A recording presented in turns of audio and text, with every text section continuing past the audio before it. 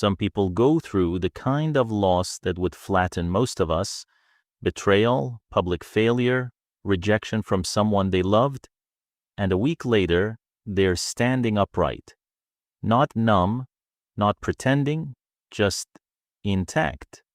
And you've probably wondered what's wrong with you, because the same kind of blow left you replaying it in your head for months. Here's the strange part. It's not that these people feel less. Often, they feel more than anyone else in the room. What makes them different isn't the size of the pain. It's what happens inside their mind in the first few seconds after it hits. So here's the real question. If these people aren't wired differently from birth, why haven't you built whatever it is they have? And to stay with me until the middle of this video, because habit number 4 is the one almost nobody talks about. And it's the one that decides whether someone recovers from betrayal in a week or a year. We tend to assume resilience is something you're either born with or you're not.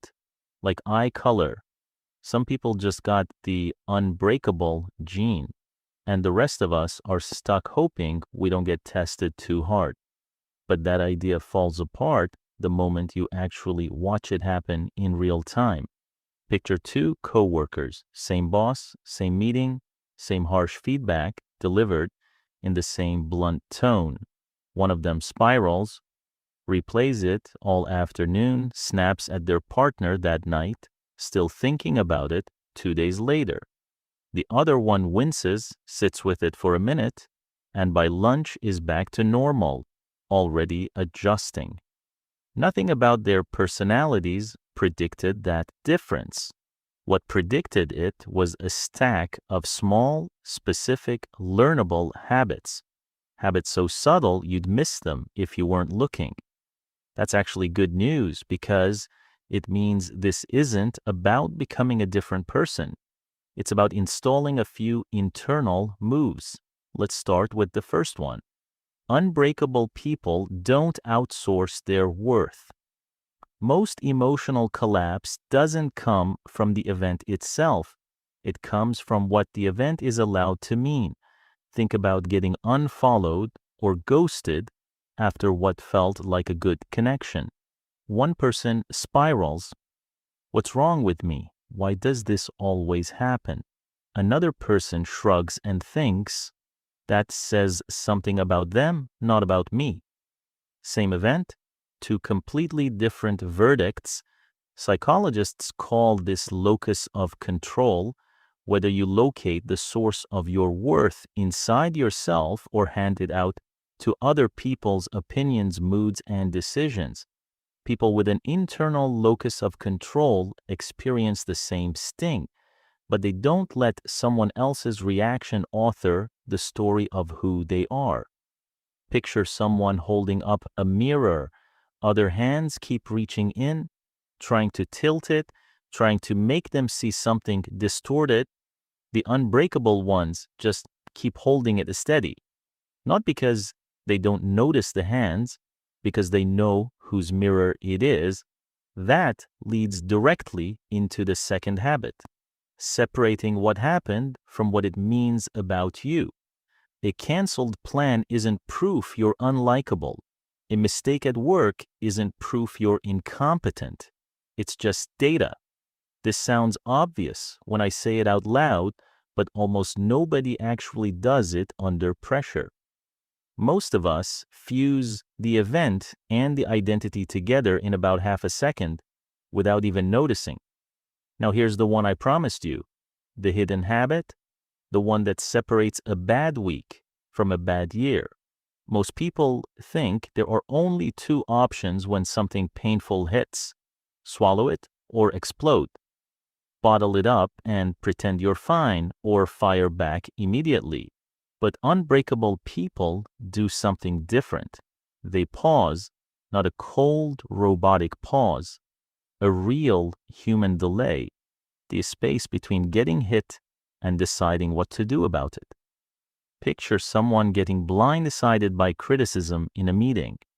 Instead of snapping back, Instead of shutting down and going silent, they say, let me think about that. And they actually mean it. They're not stalling, they're processing. This is close to something psychologists call cognitive reappraisal, mentally reframing a threat before you react to it. Instead of, this proves something bad about me, the internal question becomes, what's actually true here? And what, if anything, do I need to do with it? It sounds small. It is not small. That few second gap is the entire difference between a wound that heals clean and one that gets infected by weeks of rumination, or the wreckage of a reaction you can't take back. Imagine catching a rock someone throws at you. Instead of flinching away or hurling it right back, you hold it, you look at it, you decide calmly whether it's actually going to hurt you. And only then do you decide what to do with it. That's the pause. That's the whole trick. And it's trainable starting today, the very next time someone says something that stings. Now, let's zoom out, because there's a bigger structural reason some people shatter and others don't. And it has nothing to do with how strong they are in the moment.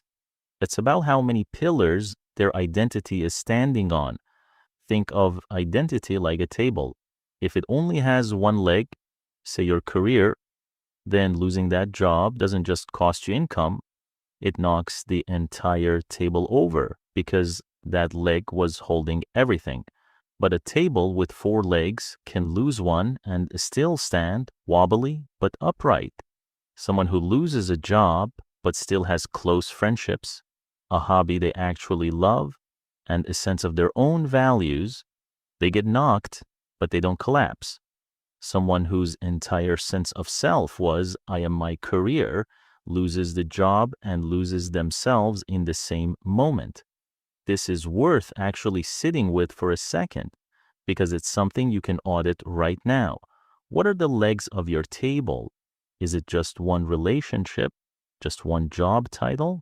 Just how many people liked your last post? The people who seem unbreakable usually just have more legs under them. Relationships, values, interests, work, self-respect, spread out enough that no single loss can take the whole structure down. There's one more piece, and it's the one that ties everything together. Unbreakable people are deliberate about who gets access to their inner life, not closed off, deliberate. There's a difference. They filter feedback from someone who consistently tears them down, the same way you'd filter out a static on a bad signal, but they lean in hard when the feedback comes from someone who actually respects them. Picture a small circle of trusted people around someone, and outside that circle, other voices bouncing harmlessly off an invisible boundary. That's not arrogance. That's not avoiding growth or criticism. It's understanding that not every opinion deserves a vote in how you see yourself. And that's really the whole reframe this video has been building toward. Being unbreakable was never about being invulnerable. It was never about feeling less, caring less, or building some kind of emotional armor that nothing gets through. The people who never seem to crumble aren't avoiding pain. They're just not letting one moment, one person, or one bad day write the entire story of who they are. They know where their worth actually comes from. They separate the event from the meaning. They pause before they react.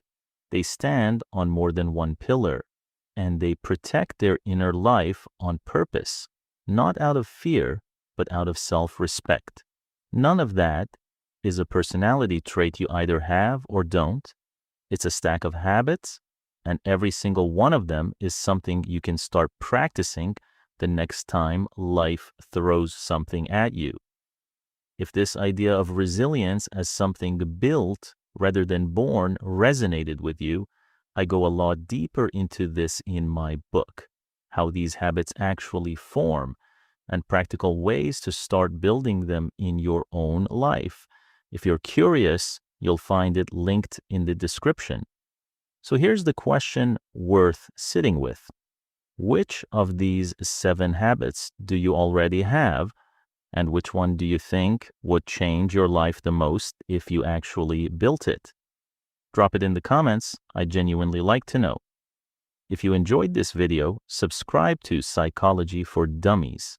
Every week, we explore the hidden psychology behind everyday thoughts, emotions, and behaviors, making complex ideas simple, practical, and easy to understand. Thanks for watching, and I'll see you in the next video.